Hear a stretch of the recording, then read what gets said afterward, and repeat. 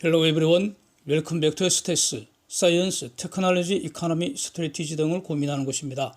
European Space Agency, ESA라고 하는데 이거 번역을 유럽 우주국이라고 하면 됩니까? 하여튼 이곳에서 지구에서 36,000km 떨어진 그 궤도상에 대략 한 2km나 되는 그 정도 길이 아주 어마어마한 규모인데 그런 부유식 태양광 발전소 건설을 추진하고 있다는 겁니다.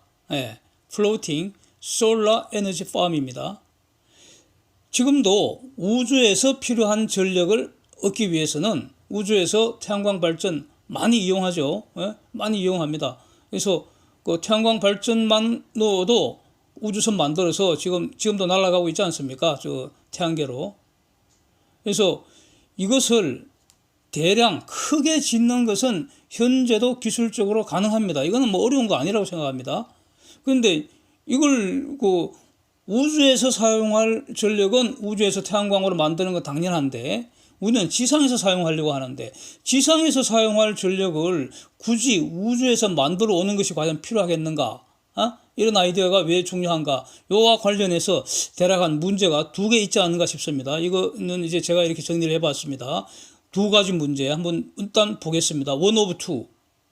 지상에서 만들어서 사용하면 되는데 굳이 우주에 가서 만들어서 다시 지구로 가져오는 것을 왜 고민을 해야 하느냐. 그 필요성이 뭐냐 이겁니다. 가만히 있으면 빛이 우주를 지나서 지상으로 내려오잖아요. 이거 이용하면 되잖아요. 지금 우리가 이렇게 하고 있지 않습니까? 바로 지상에 태양광 발전소 많이 있지 않습니까? 그래서 지금처럼 하면 되는데 왜 굳이 저 무거운 발전소를 통째로 들고 우주에 가서 거기서 이제 전기를 만들어 갖고 다시 지상으로 가져와야 하는가 이겁니다. 우주 발전소에 근무하는 사람을 보내야 할 수도 있잖아요. 그 뭐 인건비가 엄청날 거 아닙니까? 위험하기도 하고. 지금 우주 정거장에서 그 사람이 지금 근무하고 있는데 그거하고는 다르죠. 우주 정거장은 기본적으로 연구시설이라고 할 수 있잖아요. 연구하기 위해서 갈 수 있습니다. 또 뭐 유인 우주선 타고 달 가고 화성 가고 이거하고는 또 다릅니다. 저기는 일터입니다. 일터. 완전히 다르죠. 그래서 왜 이런 소리를 해야 하는가? 이게 이제 필요성과 관련된 문제이고요. Two of two. 기술적 가능성의 문제인데 도대체 우주에서 생산한 전력을 어떻게 지상으로 송전을 하는가 이겁니다. 그래서 이제 이 필요성부터 지상이 아니라 우주에서 발전해서 갖고 올 필요성 요걸 한번 본다면 말이죠.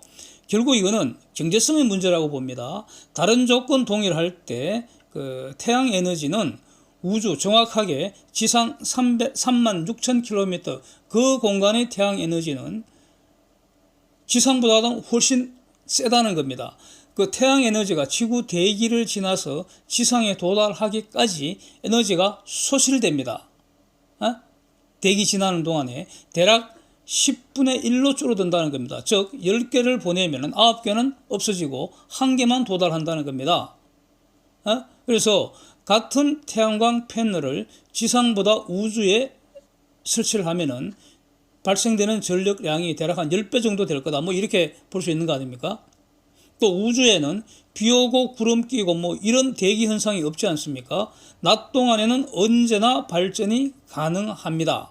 그 다음에 또 이제 그 태양광 발전 그 패널은 기본적으로 요놈은 해바라기가 돼야 되지 않습니까?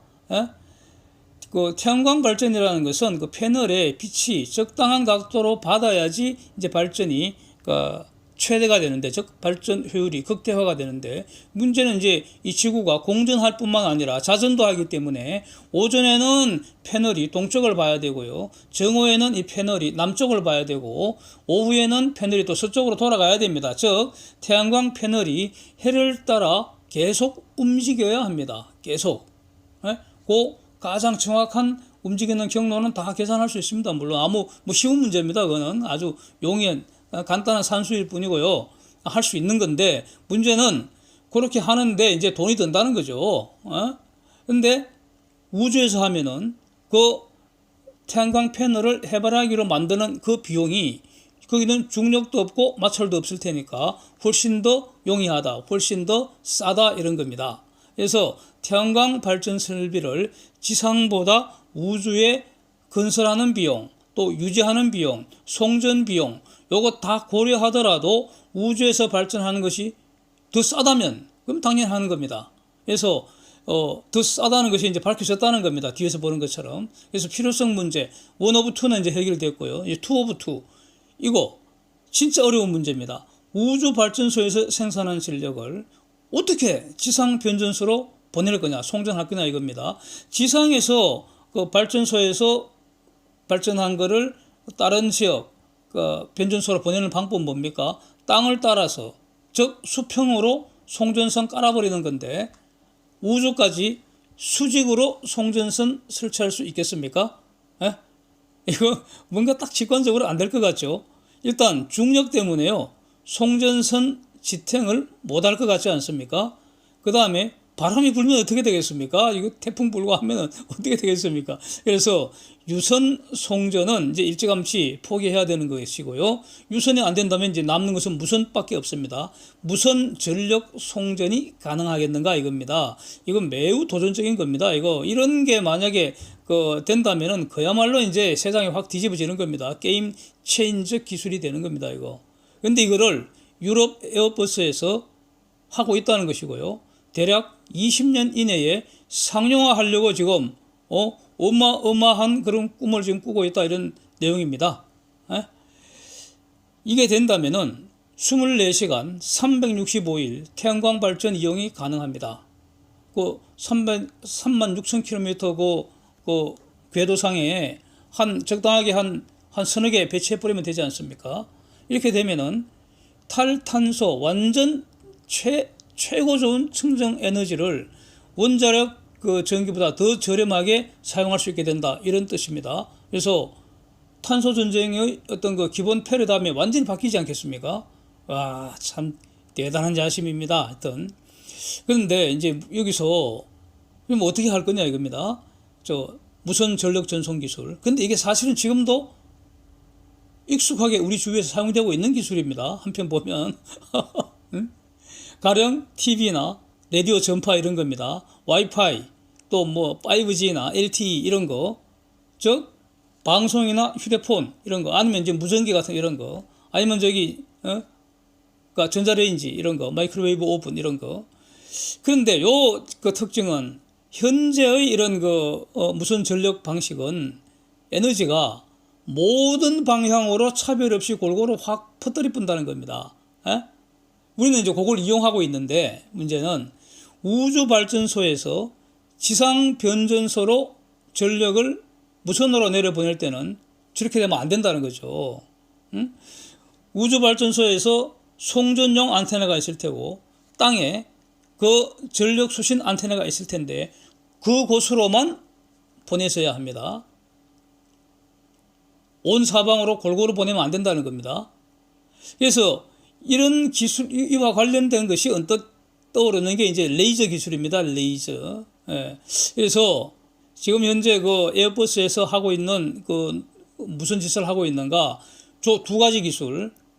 그러니까 현재의 전파 기술하고 그다음에 레이저 기술을 두 개를 조합 응용하고 있는 것으로, 그거 두 개를 갖고 지금 쪼물락쪼물락 하고 있는 것으로 이렇게 보여집니다. 과연 36,000km를 에너지가 흩어지지 않고 빔 형태를 유지하면서 지상의 전력 수전 안테나로 보낼 수 있을 것인가? 그것만 되면은, 그러면 지상에서는 수전 안테나로 에너지를 받아서 그걸 전기 에너지로 다시 변환하면 됩니다. 원래 우주 발전소에서 전기 에너지를 보내는 그런 빔 형태의 어떤 무선 전송용 에너지로 변환했지 않습니까? 그 역과정입니다. 역과정. 그러니까 그건 다 간단합니다. 아무것도 아닙니다. 그래서 또 분명한 것은 현재의 레이저 기술로는 바로 응용 못합니다. 레이저라는 것은 빛으로 가기 때문에 빛은 거리가 멀어질수록 다 흩어지잖아요. 그 말은 공간으로 다 사라진다는 겁니다. 백을 보내면 다 사라진다는 겁니다. 끝에서 받는 거는 안 된다, 흔적도 없이 찔끔 받아서 안 된다는 겁니다. 그거 사용 못 합니다. 현재 레이저 기술을 그대로 사용 못 합니다. 그걸 이제 응용을 해서 뭔가 어떤 기술 혁신이 이루어져야 합니다. 그걸 하고 있다는 것이고 20년대에 할 수 있다는 겁니다. 지금 에어버스에서 하는 말은 이게 중요하죠. 예? 와, 엄청난 지금 구경거리가 지금 있는 것 같습니다. 예. 저게 됐을 때 전력 단가가 어떨 것인가? 지금 이제 그 데이터에 나온 것이 핵 발전 단가 메가와트 아워당 지금 91유로라고 나와 있는데 저 우주 발전 단가는 저 대략 그 54% 수준인 49유로에 가능하다는 겁니다. 와, 대단합니다. 이렇게 되면은. 그래서 가격을 낮추기 위해서 그 쟁점은 우주 발전소에 사람이 가서 근무하도록 해서는 안 될 거 아닙니까? 그 운영 인력을 사람을 파견해서는 안 될 것입니다. 결국 무인 자율 운전할 수밖에 없습니다. 발전소를 무인 자율 방식으로 이제 운전을 해야 되는데 지금 뭐 이거는 가능하리라고 봅니다. 왜냐하면 결국 그 인공지능 로봇을 활용하게 되는데 이 분야는 지금 기술 혁신이 계속 이루어지고 있기 때문에 이거는 가능하지 않을까 싶습니다. 그래서 가장 어려운 것은 무선 전력 전송 기술이라고 보고요. 그 전송 과정에서 에너지 손실도 최소화돼야 되지 않겠습니까? 제가 알기로는 거의 뭐 꿈의 기술이 아닐까 싶습니다. 그 다음에 또 이제 이와 관련해서 떠오르는 것이요. 리튬 이온 배터리. 현재 저 리튬 이온 배터리는 절대 불가능하리라고 보고요. 지금 문제가 너무 많아서.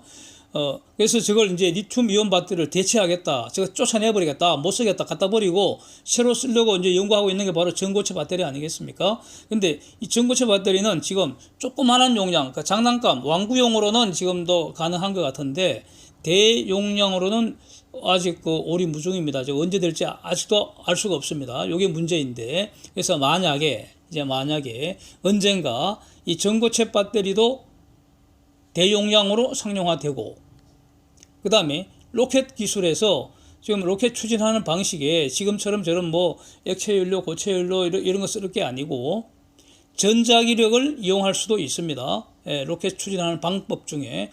그래서 이 전자기 로켓이 또 상용화되고, 그래서 우주 발전에 무선 전력 기술도 상용화되고, 그러면 이 세 가지 기술이 결합되면은 도대체 이 세상이 어떤 모습이 될지 많이 긴장이 됩니다.